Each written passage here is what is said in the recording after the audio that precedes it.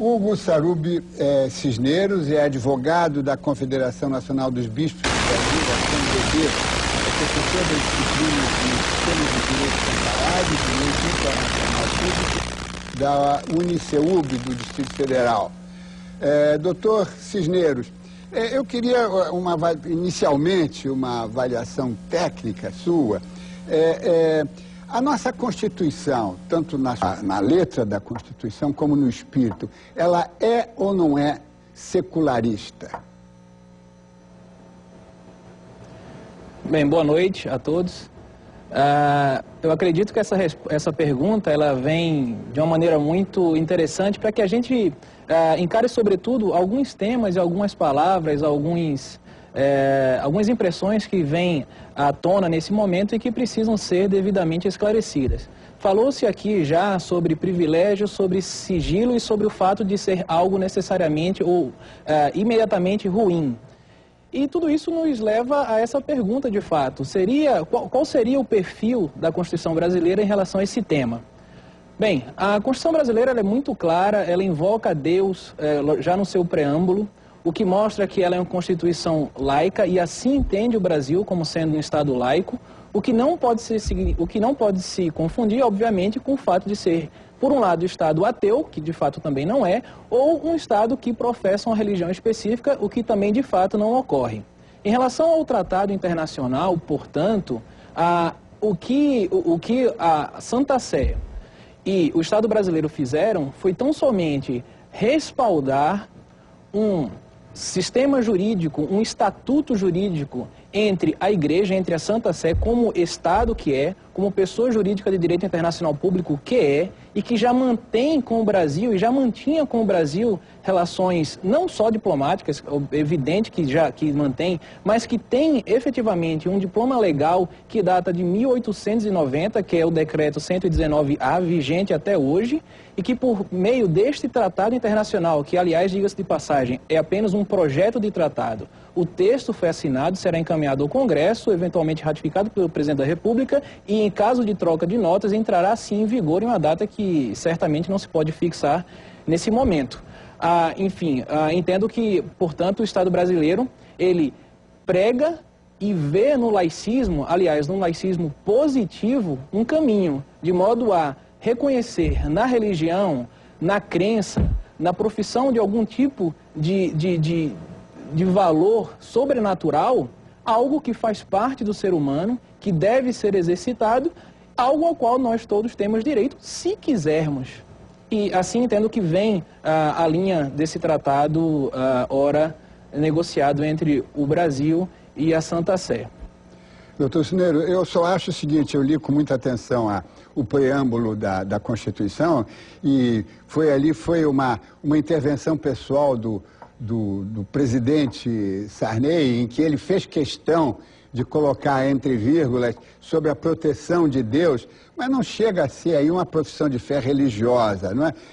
É um Deus amplo, universal, cultural, que não compromete as cláusulas que se seguem, que são absolutamente, rigorosamente seculares, que garantem o distanciamento e a separação entre igrejas, crenças religiosas e Estado. Mas nós voltaremos a isso. Eu queria perguntar ao reverendo Guilherme Silva da Cunha, ele é pastor da Catedral Presbiteriana do Rio de Janeiro, doutor em ministério pelo Reformed Theological Seminary dos Estados Unidos e doutor honoris causa pela Universidade Presbiteriana Mackenzie. Foi também presidente do Supremo Concílio da Igreja Presbiteriana do Brasil. Doutor Guilhermino Silva da Cunha, como é que o senhor vê essa questão em que dois estados fazem um acordo bilateral, portanto, sob a égide da política, do relacionamento internacional, mas com intervenções na vida doméstica de um país, menciona o direito canônico, quando o direito canônico é uma referência, no máximo, cultural, acadêmica. Como é que os senhores veem essa questão? Meu caro James, nós vemos essa questão na seguinte perspectiva. A separação entre a Igreja e o Estado pode ser visualizada no exemplo que eu vou colocar aqui. A Bíblia, representando a fé religiosa. Nós temos no Antigo Testamento o povo de Israel e o Deus eterno. No Novo Testamento, Jesus e o seu povo, a Igreja. Nós temos do outro lado a Constituição da República Federativa do Brasil. Essas duas realidades são separadas.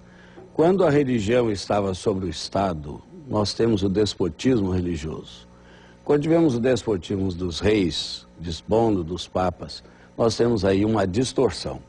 Então, esta separação ela é absolutamente saudável e preserva também a liberdade religiosa. Ela foi preconizada pelo próprio Cristo, este princípio de separação entre igreja e Estado. Ele disse com toda a franqueza perante Pôncio Pilatos: nenhum poder teria sobre mim se do alto não te fosse dado. E declarou mais ainda: o meu reino não é deste mundo. E disse mais: dai a César o que é de César e a Deus o que é de Deus. Mas eu quero afirmar que este Estado, os dois Estados que celebraram esse acordo envolvendo uma expressão religiosa, a denominação católica, fere frontalmente a nossa Constituição, no artigo de número 19, quando diz que é vedado à União, ao Estado, ao Distrito Federal e aos municípios estabelecer cultos religiosos, igrejas, subvencioná-los, e aqui há subvenção para uma igreja, e também embaraçar o funcionamento, manter com eles seus representantes relações de dependência ou aliança. Então, a celebração desta concordata, deste acordo, fere o nosso diploma legal maior. E não apenas agride as outras expressões religiosas, mas fere a Constituição da República Federativa do Brasil. A minha esperança é que o Congresso Nacional não referende esse acordo. Nós vamos fazer agora um rápido intervalo, mas a gente volta já já. Observatório da Imprensa, um programa da TV Brasil.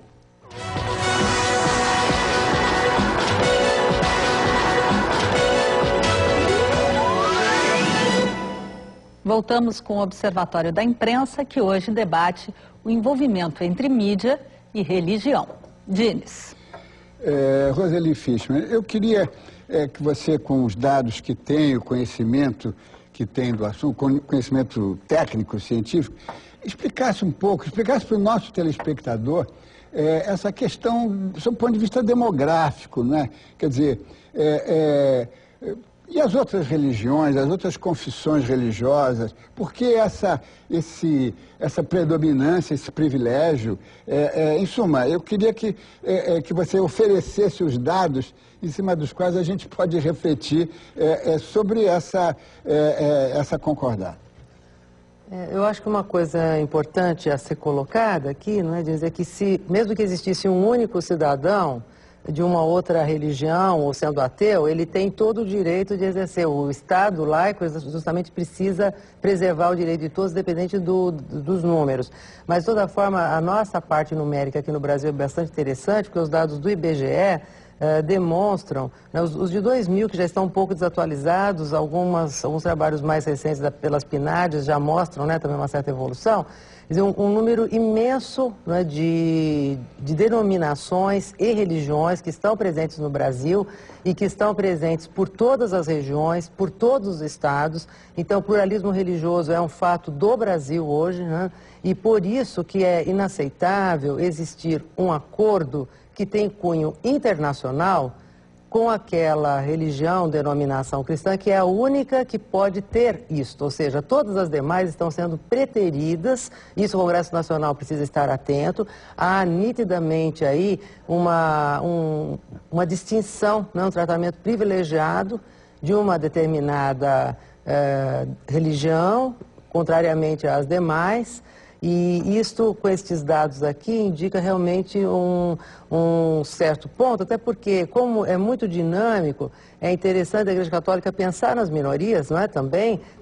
A democracia tem que pensar com certeza, mas a Igreja Católica também, porque está havendo, né, uma mudança muito grande. O quadro, por exemplo, em 1940, dava 95% da população brasileira como católica, passou para 83% em 91 e 73% no ano 2000.